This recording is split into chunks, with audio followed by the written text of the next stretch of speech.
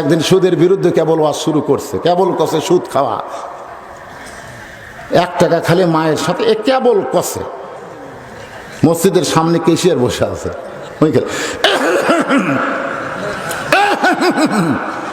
মানে কভারই দিচ্ছে না।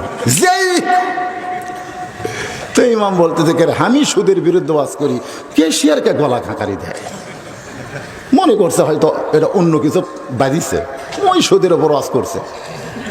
করে নামাজ শেষ করে বাড়াতেই কেশিয়ার হাত ধরছে, ধরে বলতেছে মাস গেলে বেতন কে দেয়? তো আপনি দেন চাচা। তা আমার বিরুদ্ধে ওয়াজ কে?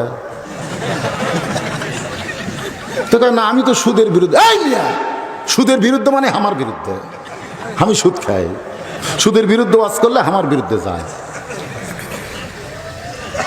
তো এখন কি করবে? হ্যাঁ, নতুন ইমাম খোদা ছাড়া তো বুদ্ধি নেই। ইমাম জোর হাত করে বলে চাচা আপনি যে সুদ খান এ কথা আগে জানলে, আমি সুদের বিরুদ্ধে ওয়াজ করি তাই। এই কান ধরে বলতেছি যতদিন আমি মসজিদে আছি আমি সুদের বিরুদ্ধে ওয়াজ করব না। কেশিয়ার বলতে যে 500 বেড়া দিলাম, অসুবিধা নেই।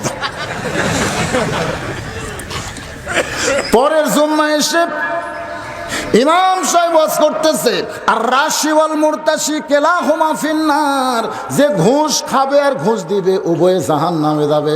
মসজিদের সভাপতি হলো কাস্টম অফিসার, ধরে এখন কি হবে তার, মাঝে মধ্যে জুম্মার নামাজ পড়বার আসে, সেই দিন আসছে আর ঘুষের বিরুদ্ধে ওয়াজ ধরছে। সভাপতি কেশিয়ার ঘুতে মারে। কেশিয়ার কয় গত জুম্মা আমার বিরুদ্ধে করলে আজকে সভাপতির বিরুদ্ধে ধরছে, কি কয়?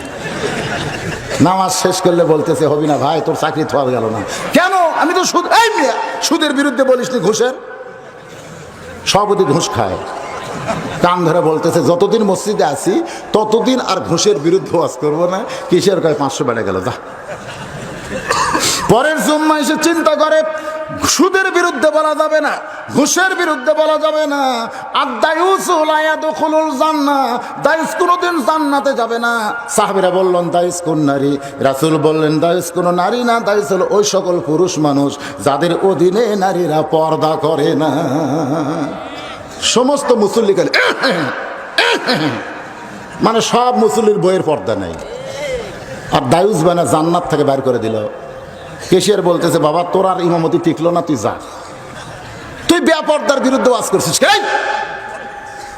ঠিক আছে আমি আর কোনো ওয়াজই করবো না।